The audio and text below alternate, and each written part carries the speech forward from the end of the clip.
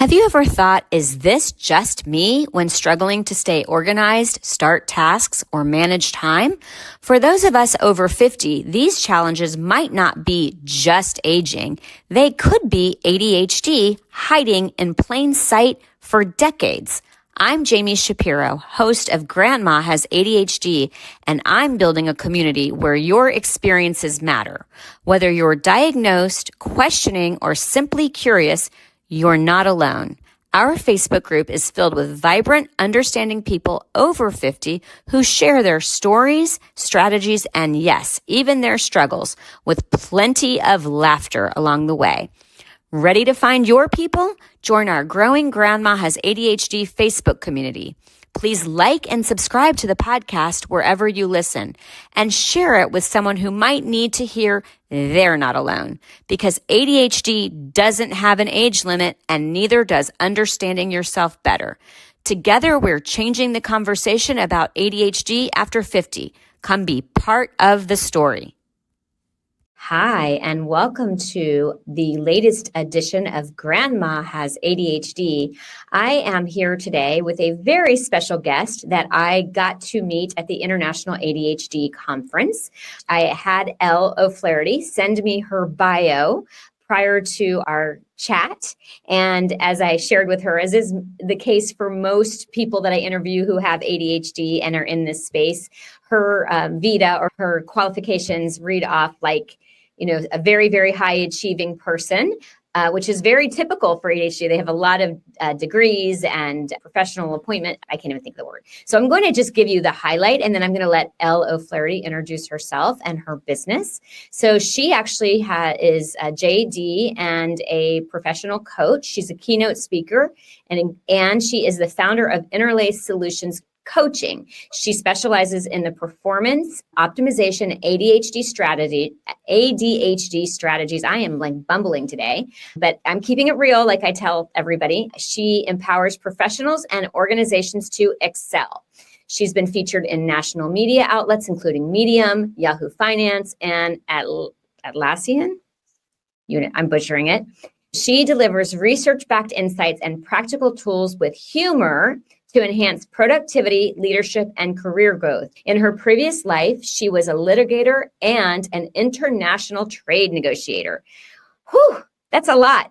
And welcome to Grandma Has ADHD. Thank you so much for being here. Thank you for that kind introduction. It's such a pleasure. I'm really looking forward to our talk. Me too. I really loved it when I met you at conference. And we have, as I share on the podcast, I try to keep my discovery call very short because I like to be as surprised as everybody else and keep the flow really natural. But I am also excited, in addition to her professional credentials and having ADHD herself, she is one of the first guests that I am bringing on who was raised by an ADHD mother. So I'm especially excited to hear about that. Absolutely. Of course, we didn't know it at the time because in the 1980s in Virginia, women and girls, I like to say, were immune from ADHD. We could not get it as far as I can tell. So we found that out later. But yeah, it's been really interesting being raised by an ADHD mom and also being an ADHD mom, especially with the way that some of our ADHD traits go against the stereotype of what we expect women and girls, our roles to be, especially as moms. So yeah, that's really exciting. I'll look forward to talking about that too. Sure. Okay, so take me back. I always like to ask everybody's origin story, and I never heard the word immune from ADHD. I might have to steal that one from you. So. We didn't get clued in until past the 80s that women and girls absolutely can have ADHD. Well, I want to give you a quick plug. So I was standing at the conference, and I've been sharing, and I'm new to the ADHD professional world, not new to ADHD.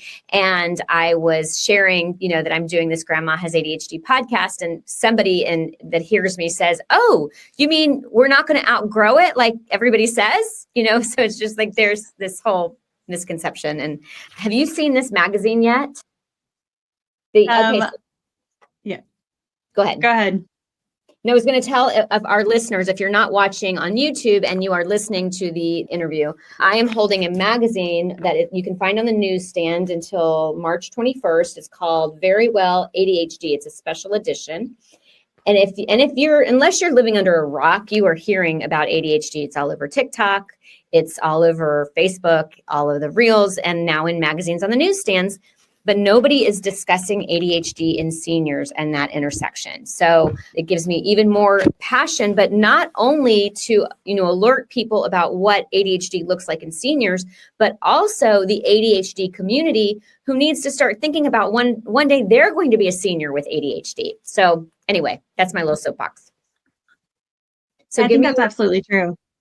Yeah. And having neurodiverse parents and seeing that journey for them, my parents are almost in their 80s, and I've seen sort of everything from medical care down to, getting care and rehabilitation and all these sorts of things. It's such a huge impact. I mean, I talk to a lot of doctors and physicians conferences, and oftentimes I'll talk about the big picture of ADHD, but also down to the little details. Like, we have trouble with short-term memory. So when you are telling us things in a doctor's appointment, when we're probably already stressed, it's very likely we won't remember them. And seeing that compounded by being older and maybe having other memory challenges, it's just a really interesting lens that I think that we need to help, particularly healthcare, assisted living, all those kinds of folks to understand how that plays out.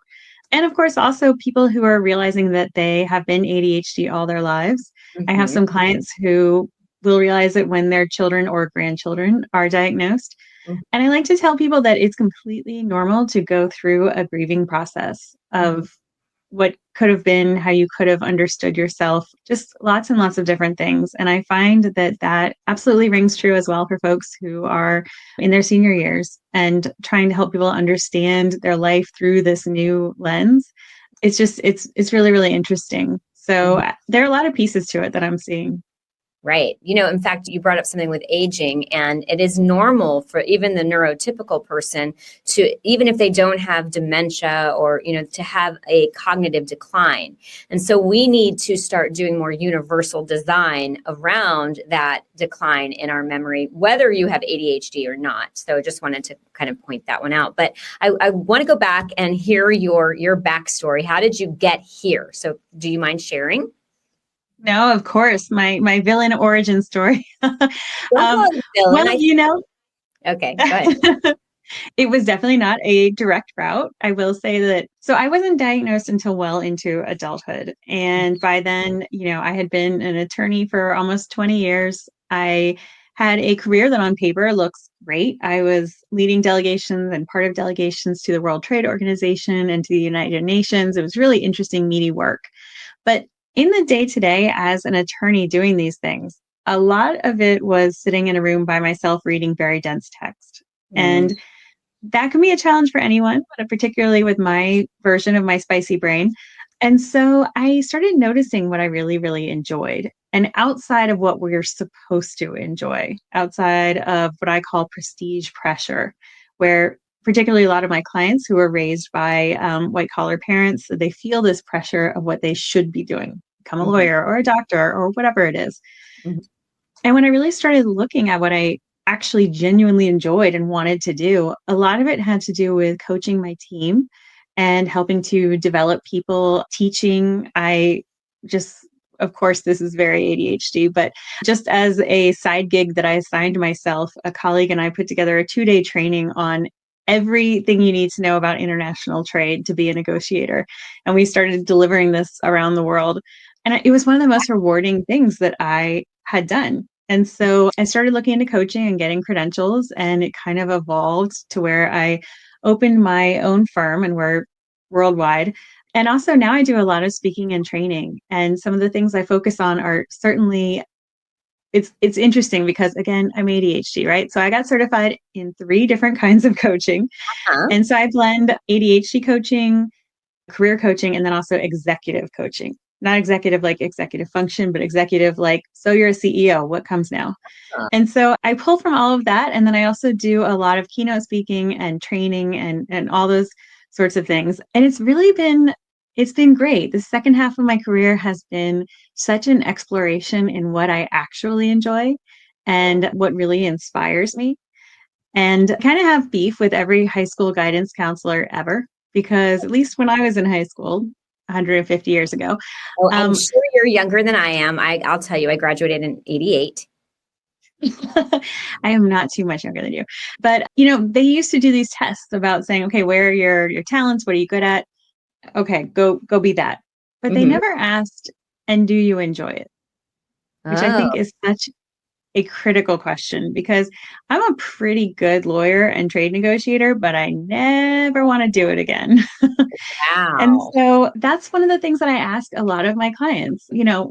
We help to think about what they're good at, but more importantly, and what brings them joy and what inspires them.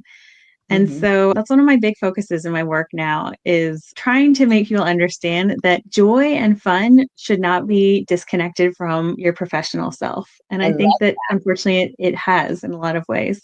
Sure. Okay. So quickly take me back to you. How do you find you have ADHD, and then where do you go from there? I know you said you got a lot of coaching. Did you find out along the coaching journey? I did. Yeah. I think I knew. I had a pretty solid, but much like a lot of adults, I had a pretty solid idea. But ADHD is so stigmatized. It was really hard for me to go ahead and take the step of getting diagnosed and admitting, if I can say that, to Mm-hmm. myself that I have ADHD. So interestingly, I had no idea that I had ADHD because back to your point, I thought it was just boys and you were hyperactive. So I didn't find out until my oldest child was diagnosed. So I've known for 9 years. So I found out in my mid, Okay. which they also say women find out when they start to see changes in their estrogen levels during Mhm. perimenopause because estrogen is so pregnant. But anyway, I'm not going to hijack the thing. I want to go back. I definitely want to explore having an ADHD mom with you and also being that sandwich because I'm in the same situation. I have an ADHD mom and dad, and 2 of my 3 children have ADHD. Mhm. Yeah, it can be hectic. It can definitely be a lot. So Um, go ahead. How old is your child or children? my children are 8 and 12, and my parents, as I said, are right around 80. And it's definitely interesting, looking across the generations, because I'm Gen X, my parents are the silent generation slash boomers, Mhm. and my kids are whatever they're calling the kids now. And I so mean, looking my across the kids are generations, Gen Z and it's a Gen Alpha. I don't know. Okay. So go ahead. I don't know either, I can't keep up. But looking across the generations and seeing the differences, like my kids they don't see anything inherently bad or really negative about ADHD. I think they're starting to come online and unfortunately pick up some of those stigmas. But they have friends who are ADHD. It's a very normal thing. All the way Do, up to my parents who, do either of to them, some extent, oh, sorry. I would say, do either of them have ADHD or they're just learning? One of them does, Okay. yes. And it's interesting how it's just not as big a deal as I said. Whereas in my parents, it's sort of like a generational thing where you don't want to admit that you have it, especially the silent generation. Like everything's fine, we're fine. We're silent. Um, Exactly. yeah. my, And my so I father, have hope for this next generation. okay. Sorry. We're seeming to have a lag in the conversation. I am going to take a pause and I'm hoping that we can fix this. So if you guys will just hold tight, we're going to come right back.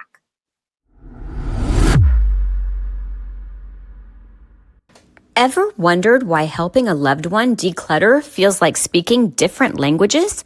I did, especially with my mom. It wasn't until I founded Silver Linings Transitions, helping San Diego seniors organize and move for over a decade, that I discovered why. We all experience clutter differently. And for those of us with ADHD, it's a whole other world. If you are listening in the San Diego area and feeling stuck with moving, paperwork, photos, or home organization, our team at Silver Linings Transitions gets it. We understand ADHD's unique challenges, and we won't just help you get organized. We'll create sustainable systems that finally stick. Schedule a consultation with our team today at 760-522-1624. That's 760-522-1624, or find us at silverliningstransitions.com.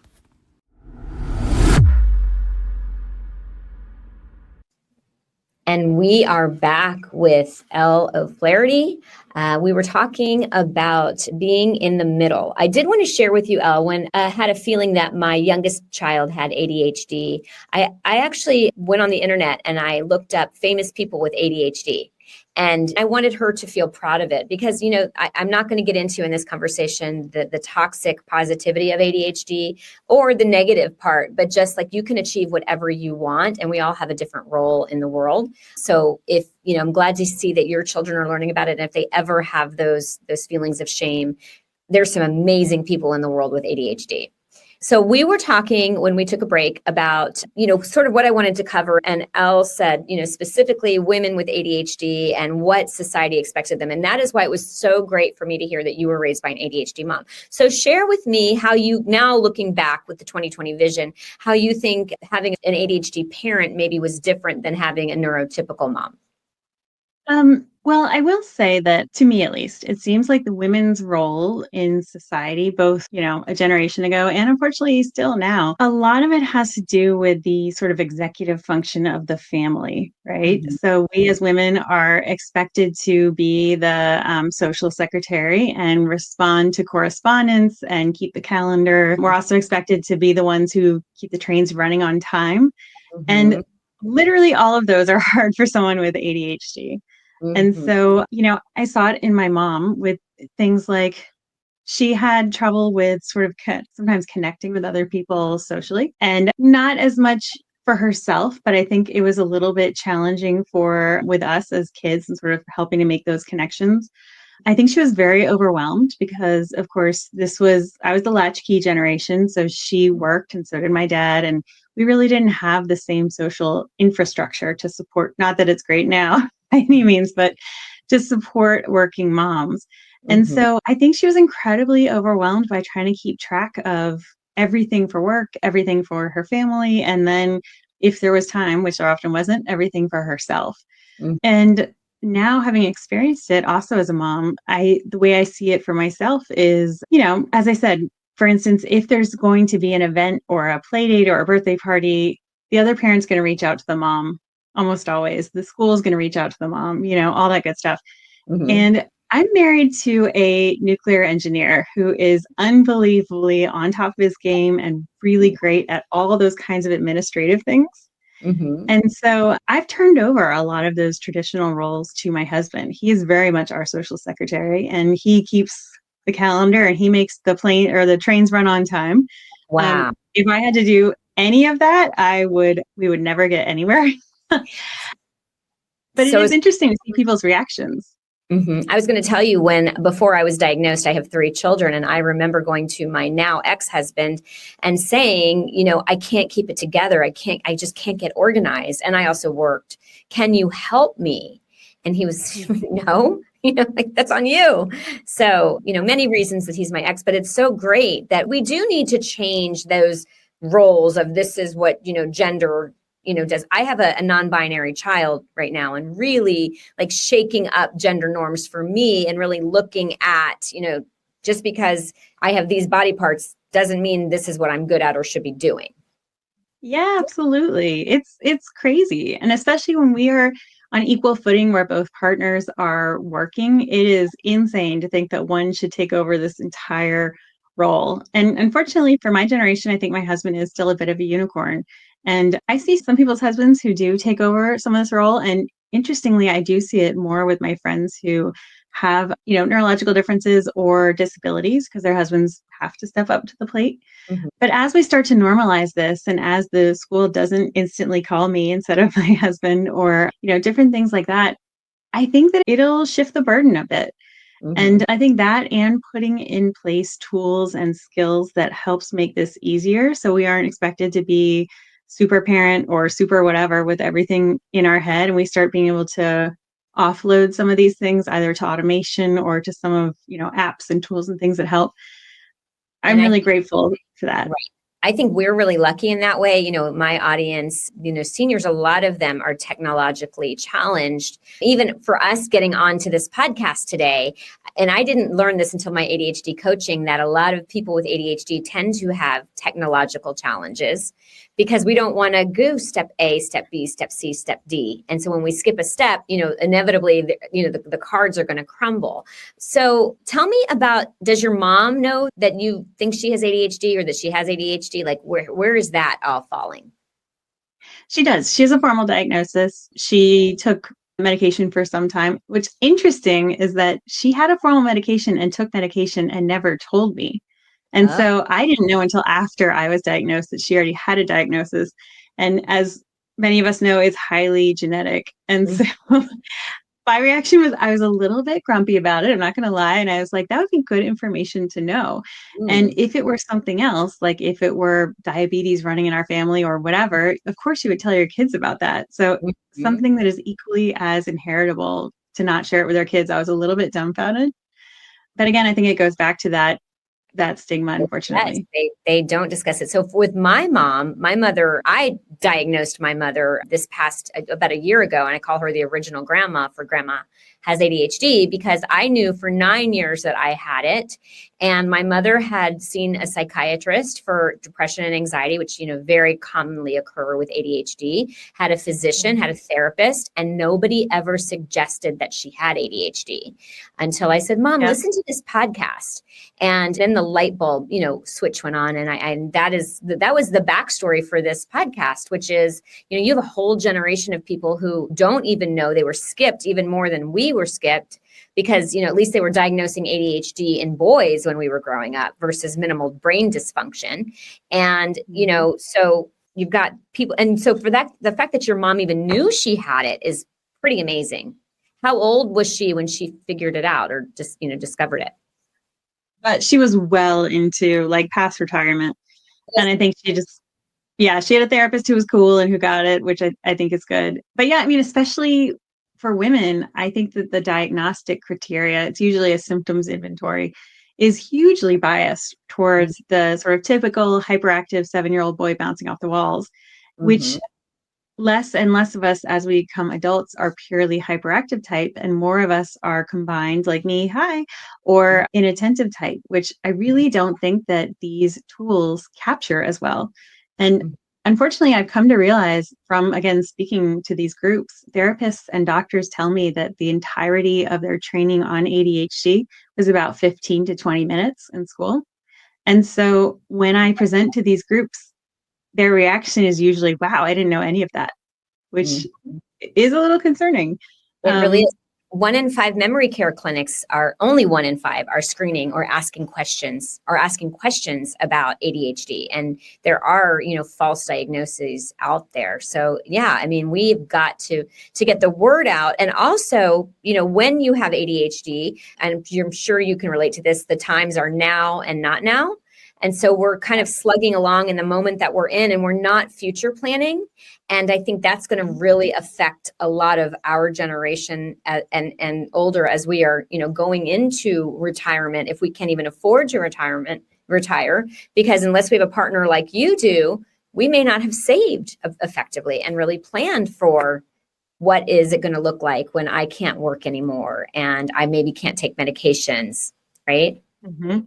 I'm glad you brought that up because I have a really big concern about that with our community, that a lot of my clients do have this spending challenges and that they spend without sort of thinking both in the near term and how it impacts their savings, but also when people retire, we tend to see sort of like time. We tend to see time as a big bucket. So we think, oh, we have plenty of time, just like we see our savings accounts or our retirement accounts. And so I do worry about people sort of blowing through those and not judiciously spending just because of the way our brains often work. And that's not true for all of us, certainly, but for many of us. Right. Um, so yeah, I do worry about that. I'm And curious, when go your ahead. mom found out you were, just to go back, when your mom found out that you were naming a podcast after her and proclaiming it to the world, what was her reaction?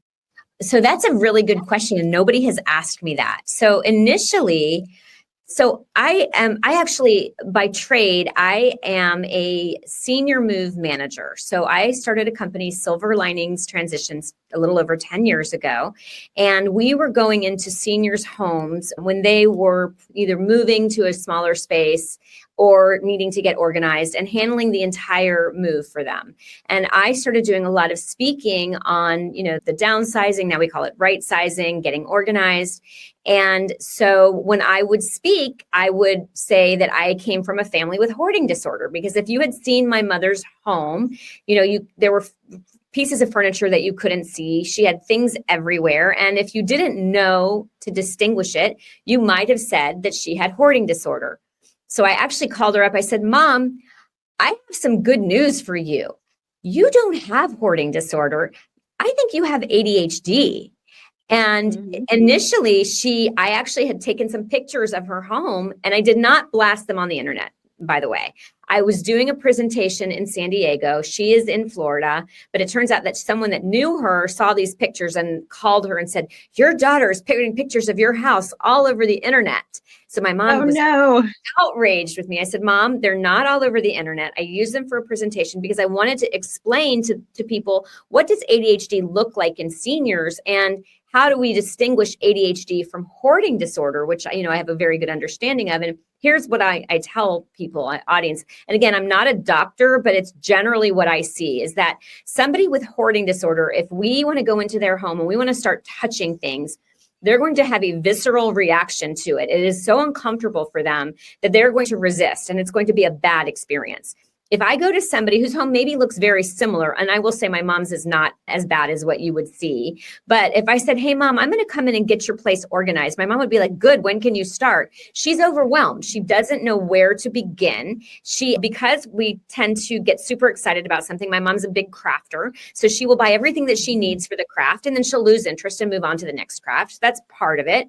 Part of it is if you don't leave it out, you don't remember that you have it. So that's another part. And then the other part is, I'm so busy going from thing to thing to thing, or just doing what keeps me interested. My mom is a voracious reader, which is another reason I didn't think she had ADHD, because I have the combined type as well. I couldn't sit still to read, and my mom could sit and read for hours because that was what interested her. So that is a long answer to a short question. So she is accepted. No, I love it. And it's funny, I had her on, and I want to also say this. I always judged my mom. Like, I always was really frustrated because my mom is really, really smart, but she did not finish college, and she never finished anything. And I remember when I was in my 20s, giving my mom, who was in her 40s at the time, a round to it. It was like a little circle, a piece of paper that said TUIT, because my mom would always say, I'm going to get around to it. I'm going to do it one day. And I was so frustrated with my mom. And now that I realize that my mom had undiagnosed ADHD this whole time, I have a compassion for my mom that I have never had. And we are closer than we have ever been. And I think that makes her happy because she doesn't feel judged anymore. I'm like, oh, so she came to visit, and I'm leaving all the cabinets open. And she says, oh, that's what I do. So anyway, we did a post. I've discovered I have ADHD. What does my life look like? And she's actually coming to visit in a couple of weeks. And I said, Mom, I want to have you on the podcast again, so we can talk about, a year post diagnosis. What is that? And by the way, it's been confirmed by her psychiatrist, her therapist, and her doctor, and none of them caught it. Mrs. Shapiro, I'm so happy for you. Welcome to the community. She's not Shapiro. That's my ex-husband's name. Well, that's your married name. Forgive me. I was just going to say one thing. As an ADHD coach, and of course, the goal of coaching is to get you from where you are to where you want to be. It's incredibly goal oriented. And so a lot of what we do is helping ADHD people with tools and skills and systems and all that good stuff to get there. And it's a really normal thing for younger generations. I think as you climb up the generational ladder, people less and less understand or know about coaching. And so I do wonder a bit, like there are probably not nearly as many people getting diagnosed who are older or elderly. I wonder how many people are ever offered coaching or support to impact kind of how their ADHD characteristics, how to work with them, and how to make them work for them. Has your mom ever done coaching or been approached about coaching? I don't think so. And I'm really glad you brought that up too, because I remember when I came back from the international conference and my former mother-in-law said to me, why does it matter? And I'm like, so you're saying that when you become a senior, your life doesn't matter anymore? Like, if you could put tools in place to make it better, why wouldn't you do that? So that's also, I'm saying this to ADHD coaches who aren't considering, this. I mean, when I went to conference, and if people have been listening to this podcast, they've heard me say it, but there were 2 sessions on aging with ADHD at a conference with more than 100 sessions. Like, we are not addressing it in our community. And, we need to for so many reasons. Yeah, absolutely. And also, every time there's a big life event or transition, like when we go to college or start the professional world, get married, have kids, all that good stuff, including when we retire, it tends to make our ADHD challenges flare. Mm-hmm. And so understanding what's going on and how to work with that is so critical. And then also helping ADHD people transition, and frankly, everyone should have this help, but helping ADHD people transition into retirement and be fulfilled. Because the best advice I ever got about retirement was make sure that you have hobbies and things that you're really interested in place. Mm-hmm. Because once you retire, you don't want to just sit in front of the TV and sort of melt away. And for a lot of my clients who are very high achieving ADHDers, their job is their entire world. And when I ask them, so what do you do for fun outside your job? And they have no answer. And Ooh. some of them, as they're approaching retirement, I really worry what that transition is, sort of what the next years of their lives will look like. Mm-hmm. So what would your advice be to somebody who is discovering that they have ADHD, whether they're a Um, senior or, you know? yeah. Well, I think the first one is to give yourself grace. It's, as I said, really normal to go through a grieving process. And I don't think that enough mental health professionals tell people that when they get diagnosed. So it can be really unexpected. I think the second thing is connect with the community, because one of the most powerful things that I do with my clients is saying, that's completely normal for us. Mm-hmm. And things that their entire life they've received extremely negative messages about. When I say, but that's totally normal for us, it's Mm-hmm. like the tension just leaves the room. It's Mm-hmm. amazing. I think everybody And then, should go to an international ADHD conference and just be in a room full of people like you, because you just feel so validated and so like, oh, wow, these people are oh my amazing. God, yes. Yeah. So Yes. The first one I went to, the mhm. first day, someone was walking around with like 5 cell phones going, did anyone lose a cell phone? And I was like, I'm home. I am home. It was the best. I felt like it was amazing. It was one of the best feelings I've ever had. And it is my people. And they're great. I mean, that's why when I was joking about reading your bio, I was like, well, of course she's this accomplished. And you said you're combined type as well, right? I am. Yep. About That's 60% of us are. Yep. yeah. I've also got my ADHD. I'm working on my ADHD coaching. I'm a divorce coach. I've got a few things also. I didn't get my law degree, Yeah.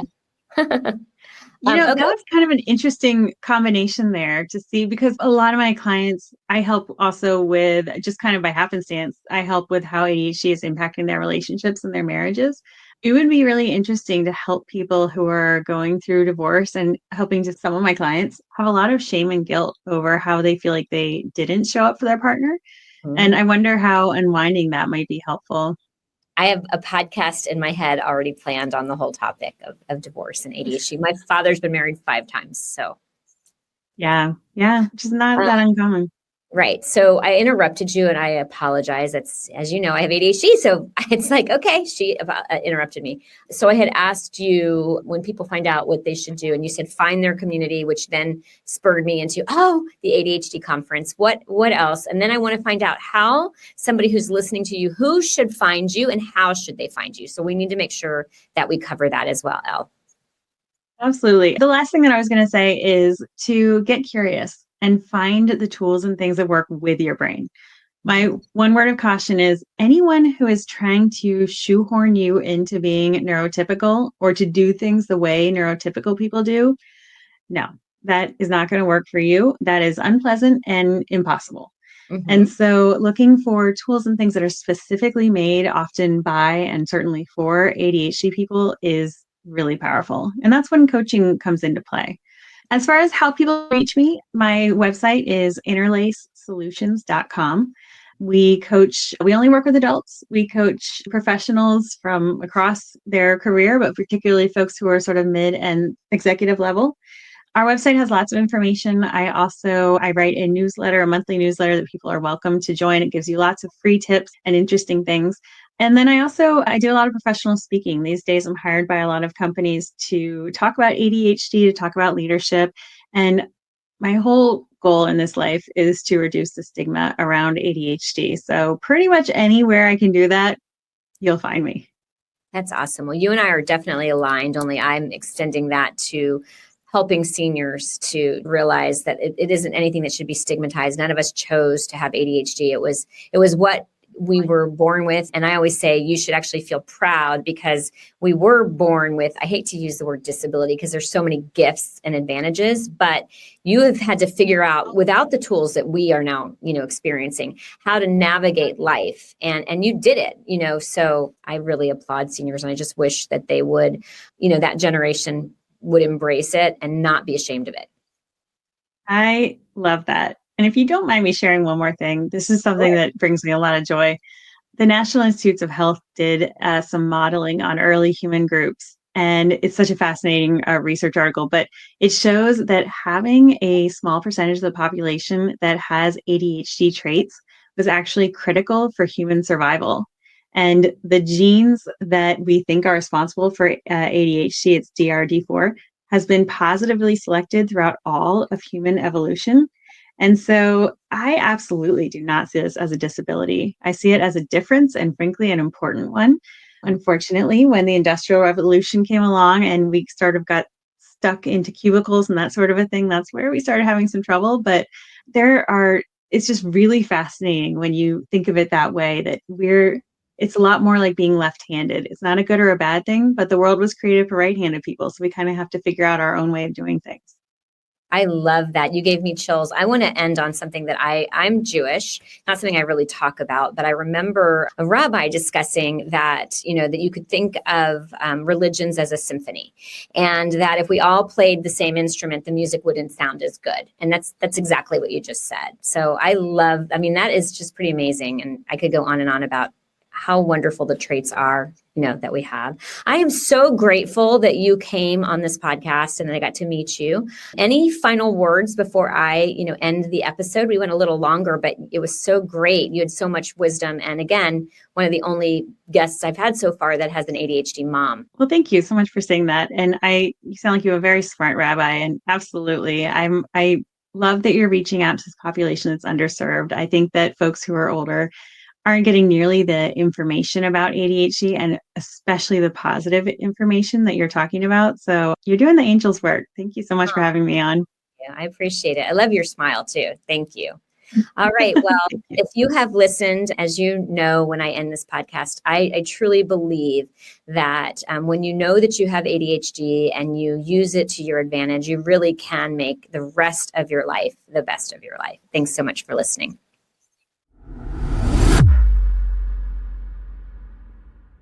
The opinions expressed on Grandma Has ADHD podcast are those of our guests and hosts and are intended for informational and entertainment purposes only. This podcast does not provide medical advice, diagnosis, or treatment. The content discussed in this episode is not a substitute for professional medical advice, diagnosis, or treatment. Always seek the advice of your physician, mental health professional, or other qualified health provider with any questions you may have regarding a medical condition or mental health concern. Never disregard professional medical advice or delay in seeking it because of something you have heard on this podcast. If you think you may have a medical emergency, call your doctor or emergency services immediately. The host, guests, and producers of Grandma Has ADHD do not assume any liability for the content of this podcast. Listen at your own discretion.